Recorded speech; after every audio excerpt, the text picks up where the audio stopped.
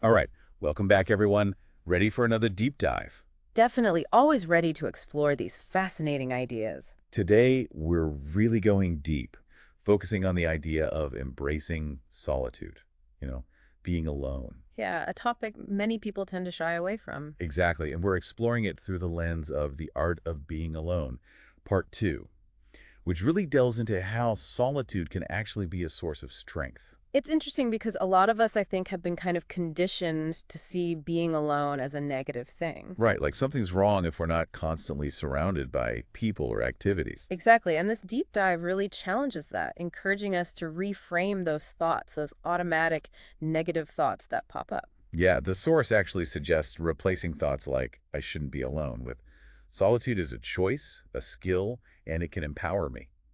It's about shifting that perspective. It's huge, that shift, because when you start to see solitude as a choice, something you actively decide to engage in, it becomes empowering. It's like you're saying, I'm okay being with just myself. Exactly. And that self-reliance can really boost your confidence. It radiates outward. I can see that. Imagine being totally at ease, like dining alone at a restaurant, completely comfortable, enjoying your own company. It's like you're saying, I'm enough. It is. And it's not about becoming a hermit or anything. It's about being comfortable in your own skin, whether you're with others or not. I used to really struggle with doing things alone, like going to the movies or even just grabbing coffee. It's something a lot of people face, that fear of judgment. Exactly. And it took me a while to realize that it was more about my own insecurities and less about what others actually thought. So I started small. I began taking myself out for coffee, and honestly, it was so freeing. It's like breaking through a barrier, isn't it? And the source actually talks about taking it a step further by incorporating rituals into those moments of solitude. Oh, yeah, I remember that. It suggested things like lighting candles, brewing a nice cup of tea, maybe taking a long bath, really turning those solo moments into almost like a mini retreat. Exactly, creating an atmosphere that you actually look forward to. But to be honest, I've always struggled a bit with rituals. They often feel a bit forced or unnatural. I can understand that. I think the key is to tie the ritual to something you genuinely enjoy. If you love reading, maybe your ritual is curling up in a comfy chair with a good book. Or if you're into music, maybe it's putting on your favorite album and just letting the music wash over you. Right, so it's not about adding another item to your to-do list. No, it's about enhancing the experience of being present with yourself.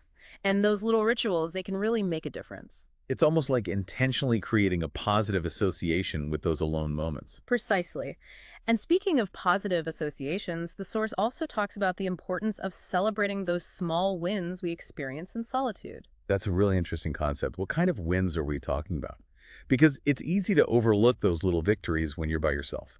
It could be anything, really. Maybe you finished a chapter of a book without getting distracted, or you cooked yourself a delicious meal, or even just enjoyed a few minutes of quiet reflection without your mind racing. Those seemingly insignificant moments. Yeah, but those moments add up, and by acknowledging them, by celebrating them, even internally, you're actually rewiring your brain to associate solitude with positive feelings instead of negative ones. That makes a lot of sense. It's like you're training yourself to see the value in those alone moments. And I think that brings us to one of the core messages of this whole deep dive, which is that being alone can actually teach you that you are enough, just as you are. 100%. When you're comfortable being with yourself, you stop seeking validation from external sources. You realize your thoughts, your feelings, your values, they all matter, regardless of who else is around. There's a really powerful line in the source that says the relationship you build with yourself is one that can carry you through anything. And it really resonated with me. It speaks to the importance of self-compassion and self-acceptance. Absolutely. It's about treating yourself with kindness, with understanding, just as you would a close friend. Because that relationship with yourself, it's the foundation for everything else. That's so true.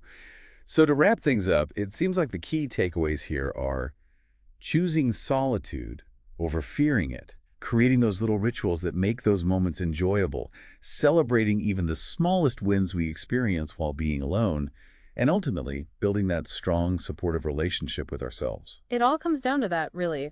Recognizing that solitude isn't about isolation. It's about wholeness. It's about finding that inner strength and peace. And that brings us to a question for all of you listening.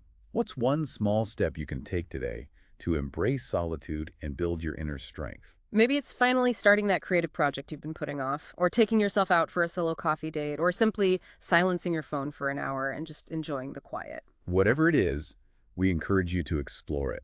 See what you discover when you spend some quality time with yourself. Until next time.